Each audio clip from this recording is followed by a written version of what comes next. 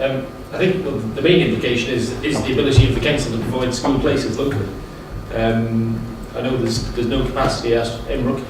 There's maybe some capacity in the other schools. I don't know the exact details of them, but I think that's the major implication is not having that safeguard in place.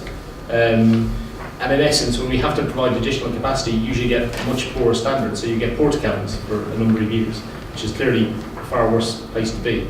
And having a school that's built, designed to do that with a little bit deficient open space on it. So there is an implication that it places pressure on resources and other schools elsewhere by not having that ability to do that. As I say, it may never happen, but it just gives us the ability to do it if we need it.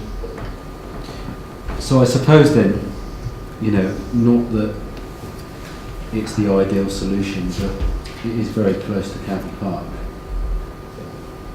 I mean, when you look at it in the cold light of day, even our school in Hurst, which has 122 pupils, I would imagine that their ground isn't much far short of the ground you've got here. When you've got 400 plus pupils using 2 sports facilities, I don't see how that's going to work. So I think we're creating a problem for ourselves. I can't respond to that because I'm not an expert on how schools operate. I just know that what's put in front of us has been approved by our education colleagues and the Department of Education. That's really all I can add to that. Angus? I think my concern now is that this is a planning committee, not an education committee.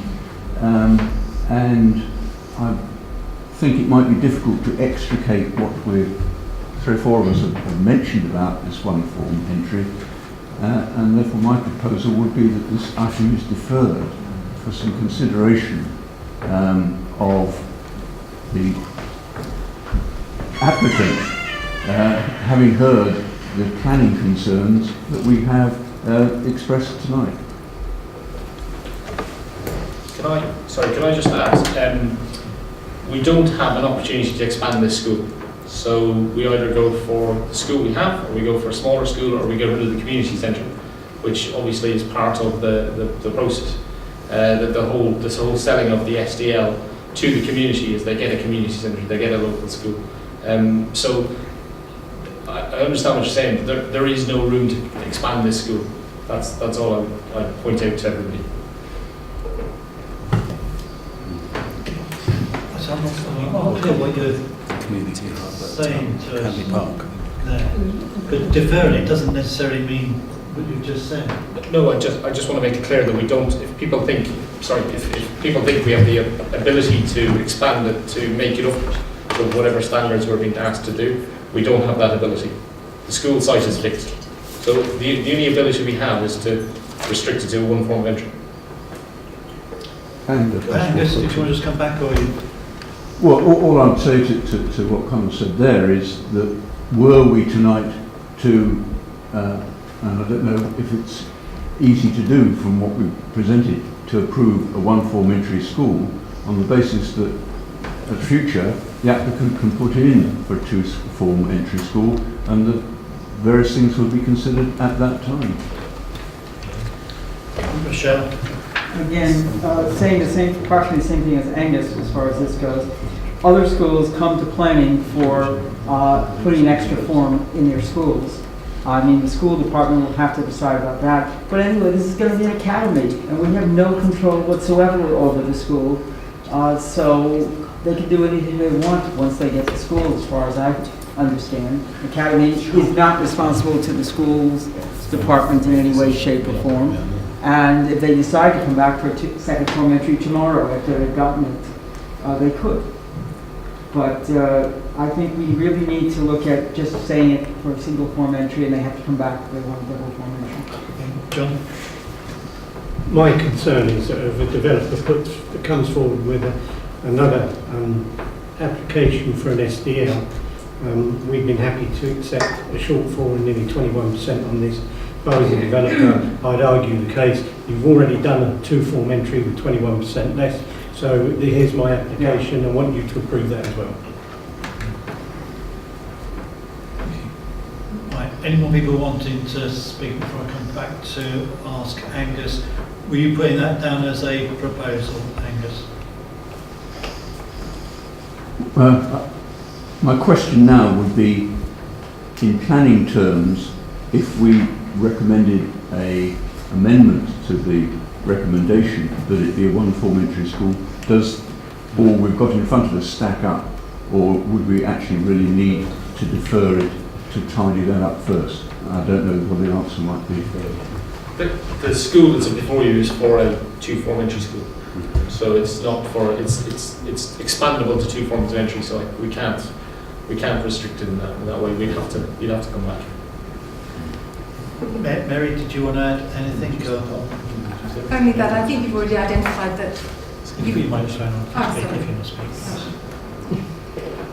you've got to decide really on the application before you, but if you want to defer it to enable further discussions between the education department and the planners to change the application in some way, and then have it come back for a decision, and they may not want to change it, or is that right? Well, clearly, it's in front of us as a recommended approval because we feel it meets what it needs to do. So, Well, the planning committee doesn't feel like it does. 21% sure. Angus? I have a feeling that I don't know how members would vote if you put the recommendation to them. So maybe it would be safer that I will formally put that this matter is deferred because of our concern about the impacts on space and parking of a two-form entry school. I will second that. Rochelle will second it. Okay. I was only going to add, obviously the only part that's been discussed obviously is the space that may not meet the required standards, but in terms of parking it meets the standards. So I know it's not a formal refusal or whatever it is, but deferring it for that reason, we can have the conversation, but I can't see it meets the standards, it exceeds the standards, so I can't see that element is likely to change, but I just wanted to make that it's going to be listed for those two reasons for being deferred. One reason. The area. Right. Are we members? We're all clear then. We're voting on whether we've had it proposed to defer it, and we're taking it on the one item, as in the space, the external space. We've had it seconded. So all those in favour of a deferral, please show. So we have 1, 2, 3, 4, 5. Oh, we're unanimous now. Yes, that's great. So that item then is deferred. Thank you.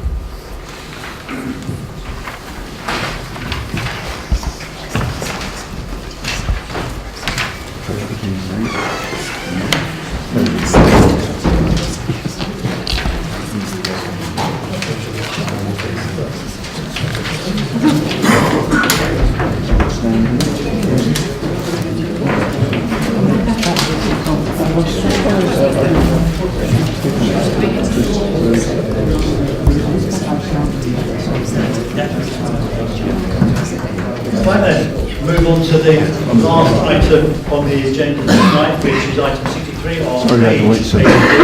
It's Sorry, I had to wait so long. 37 Wilderness Road. It's a household application for a park ground floor and park first floor extension, including balcony. It's before the committee because it's been listed by Councillor David Chopping, and we had a site visit on Friday when we had a look at it from the site and from the neighbouring properties. And the case officer is Andrew Chubb, who I shall hand over to. Thank you, Chair. As you say, this is a park ground, park first floor rear extension, incorporating a rear balcony. The proposal will be in excess of the council's guidelines for the depth of rear extensions. However, it would result in no demonstrable harmful impact on the neighbours in terms of its size, bulk, and any overbearing or overshadowing issues. This is demonstrated by the extract on the first floor plan, which is provided at figure 2, page 90 of your agenda. This indicates a satisfactory arrangement in relation to 45-degree lines taken from the neighbours' windows.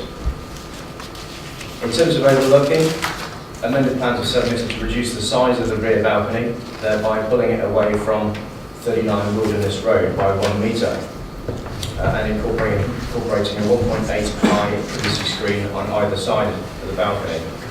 This is considered adequate to avoid any significant overlooking issues occurring, and therefore the amenities of both neighbouring properties will be protected.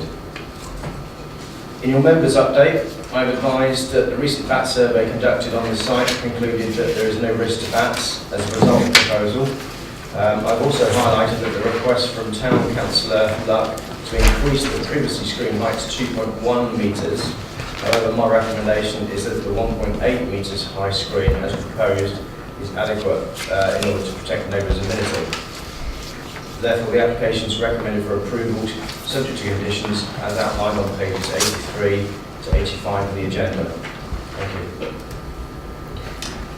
Thank you very much. We have two people registered to speak. The first person being Diane Hayes, which is a resident. And I'm sure in your presentation you're going to say which house you are, but just so I've got it on mind, when I'm looking at the application, are you on the left or the right? If you're looking at the front of the property, you're on the left. That's great, thank you.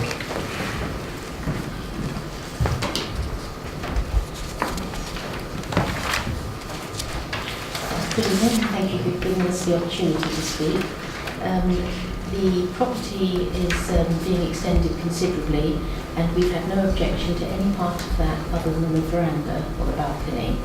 The reason for our objection is that people are talking about overlooking neighbouring properties, but we're not expecting anybody to just stand and look over the side.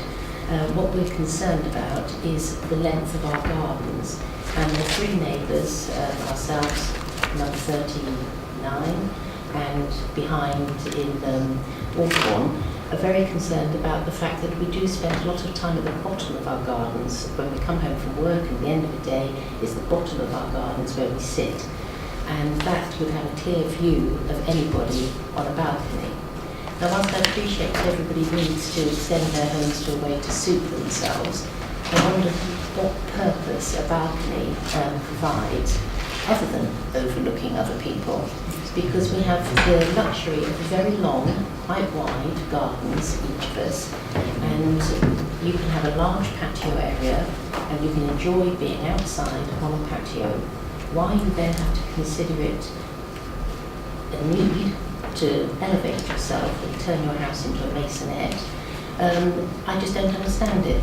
Also, if you think about when you've ever experienced a balcony situation, when people are speaking on a patio, it's a private situation. Of course, you hear chat and raised voices, clinking of glasses, whatever, but it's of no consequence to you.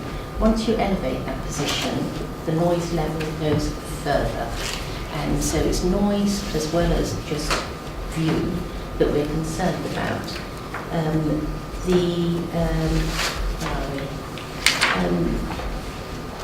I don't know, I've never spoken, well, I have spoken with something like this for many, many years on a different situation.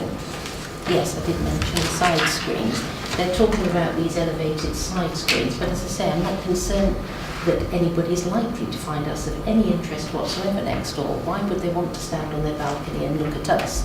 But they will be doing whatever they wish to do on their balcony, and whilst we're at the bottom of the garden, they will see us clearly, we will see them clearly, and it's not a comfortable situation. But as I say, we have gardens of a size where you can enjoy being outside on a patio.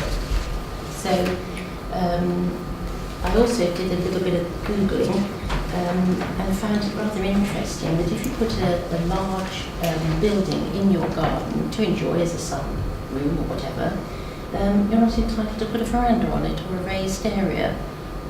Why is that not permissible on something of that nature? And yet on these beautiful 1930s houses, they want to take away all the traditional look of them and put a balcony. So I said, I'm not a planning person, I'm not familiar with talking of these things. All I know is that we find it objectionable, as do our neighbours, and we're not sure of the need for it. We don't feel we're spoiling anybody's lifestyle by saying no balcony, but we do consider that they're having a detrimental effect on the neighbours. Thank you very much. Thank you. Right. And the final speaker then is Councillor Ken Lyle, the ward member. Good evening, Ken.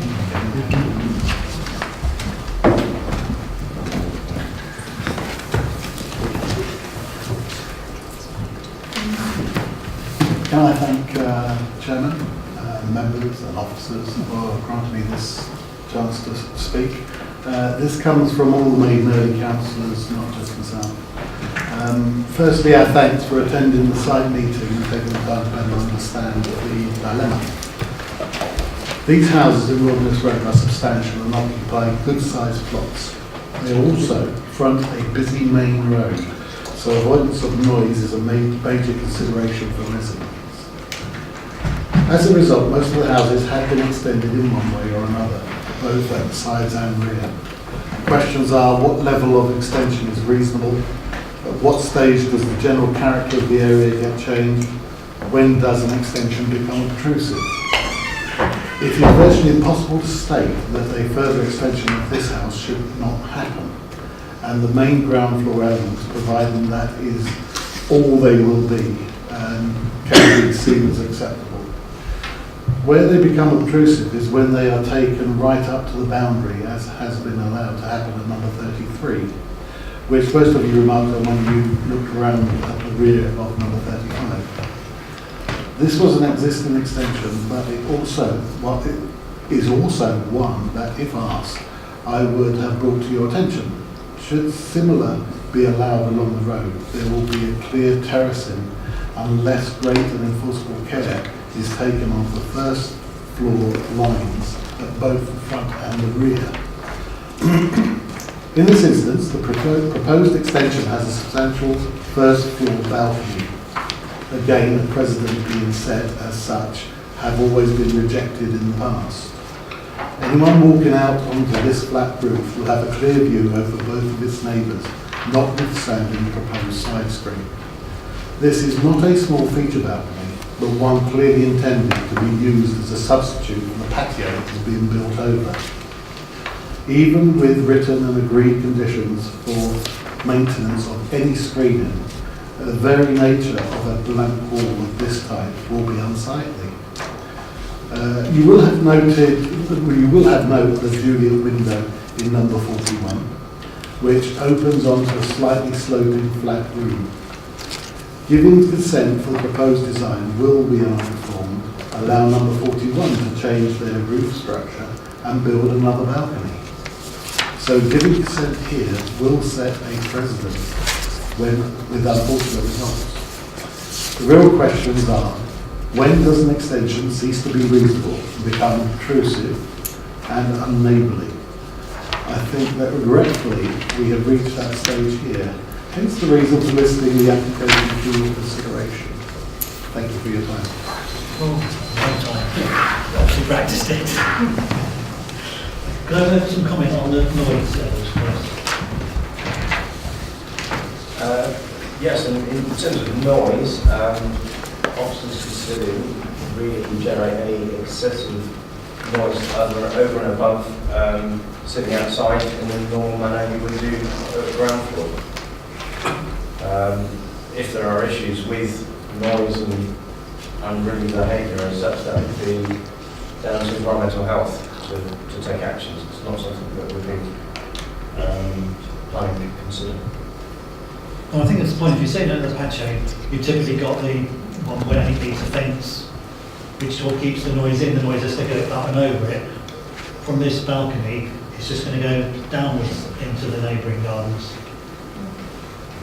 I'm not an expert in noise, but I was aware that noise generally arises as such rather than drops. But again, I don't think we talk about domestic noise. If there's an issue in terms of domestic noise, it's environmental health. Well, I'll open it up so members. Wayne's up first, and then Rochelle. Andrew, you know when we went on the site visit, we visit this couple's house here, number 35. We visited 39. Yeah. We observed number 41 from 39. Did I understand correctly that is that the point that Councillor Mayne was making around their partway through their balcony? They've got a grey flat roof there and they're about to put railings around the outside. Is that right, or did I misunderstand that? Yes, so number 41, Yep. which is 2 doors down, that also has a similar sized balcony approved that they are in the process of implementing, with a similar arrangement in terms of privacy screens on that.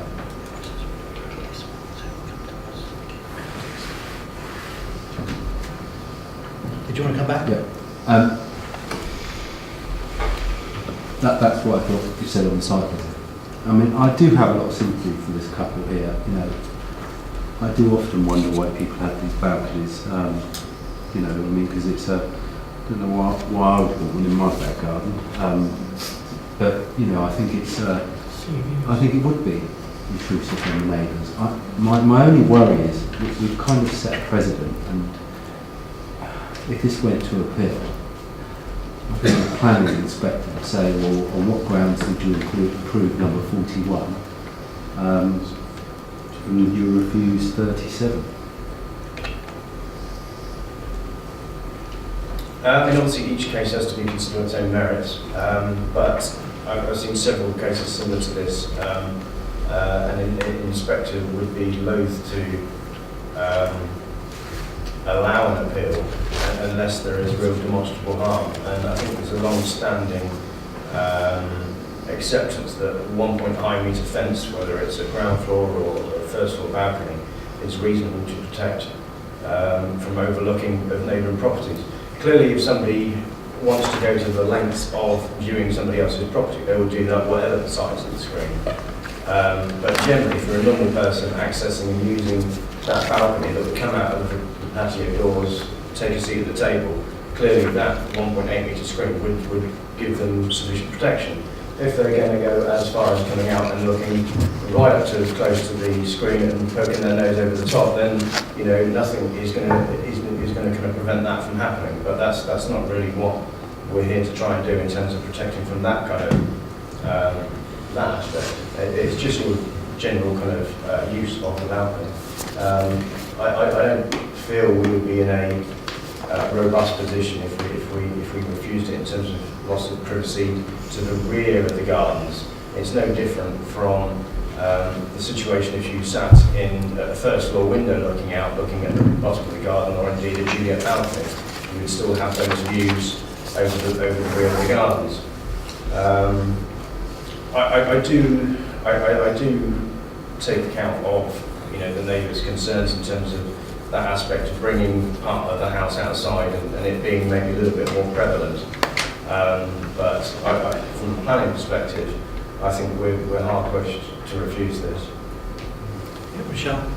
Also approximately my ideas as well, but since we've already set a precedent for a balcony a couple of doors down, I can't imagine how we could defend turning them down for that, since it's already done someplace else, and I doubt anybody would. I know we have to do it on this particular thing, but precedent is already set, and I do agree with you. You can look out a first floor window and look down at the bottom of the look down at the bottom of the garden. I can do that, and my neighbors don't do anything that interesting that I really want to see them. But, it's a case of every one of the neighbors along the way can look out, and so what's the big deal? Any other members? Sure. Oh. Any other members wanting to, John?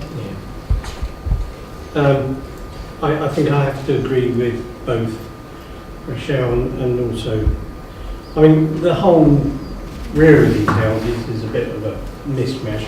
I noticed that the guttering of one of the extensions actually on somebody else's boundary.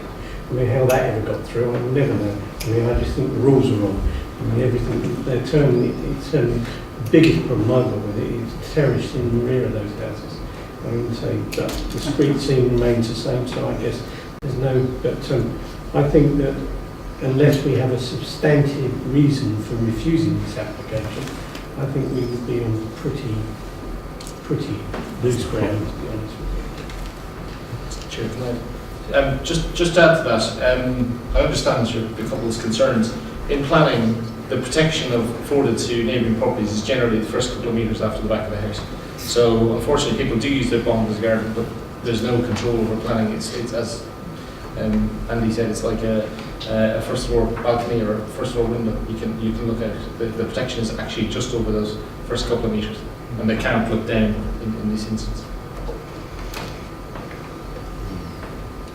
Okay, I can say Diane, I don't normally, I've never let anybody else come back from me, but this is the last application of the year, and there is nobody else here. So we have 1 more minute just to address us before we make our final decision. How kind. I don't know if what I'm saying is correct, but we're actually friendly with number 41. Well, in fact, we're friendly with all the neighbours. The only reason we're not particularly friendly with the immediate ones is because we haven't got time to know them. They've not been there very long. But Michael and Mika in number 41, who have been going through their building process for a long time, they've had an awful lot of difficulties associated with it. But when we spoke with Michael about his plans, he didn't want a balcony. Are you sure it's... I mean, we didn't bring up a balcony. We just noticed his big windows. I mean, we've been in their house. As I say, we are friendly with these people. And when we said something about, it looks as though you could have a balcony there, he said no. So they've got a patio window opening onto the roof, which would indicate to me they didn't use it. And planking on top of it. Well, they didn't. I don't know. It is a patio. I don't know. I thought he'd changed his mind about it. But I don't know. So that's all I'm saying. I don't want you saying that there is planning permission if there isn't. But if you are correct in saying there is planning permission, then I accept that. But it just seemed a bit odd. That's why I put my hand up. Okay. Thank you. On the very last thing, I'm not meant to take things from the audience. No, Go on, we are- 30 seconds. we are 30 seconds. So 30 seconds. Yeah. I'm the husband. This particular point about 41 is that, we are next door, but two from 41. We were not given the opportunity to express our concerns about that. But what I do know is at the time when Michael, our dear neighbour, who we are very friendly with, made his application for his extension, the gentleman next door in 39 was previously ill, and his wife suffered from dementia. So I believe that he probably was not even aware that there was an application for planning going in and what it contained. So you may not have received or considered any objections from number 39 in this case to the balcony on number 41. Just something for your Can you consideration. turn the button off, please? Sorry. Right, thank you very much. Thank you. Thank you. Right, members, anybody else want any more questions, clarifications? All happy to go to the vote then. Right, we have the recommendations set out on page 83, and obviously there's the conditions of the following pages and the informative. There are no changes in the members' update, so all those in favour? Sure. There's the ecology one, taking out the need for the bat.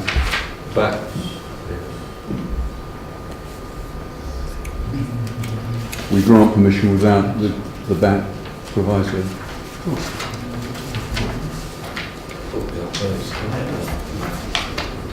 Yes, that was the reason not to, wasn't it? It wasn't a condition. But thank you for highlighting that to me, Angus. Thank you. Right, so all those in favour of approving this application, please show. So that's unanimous because Councillor Bilson was declared an interest and did not take part in it. Right. Thank you. Thank you, everyone. Right.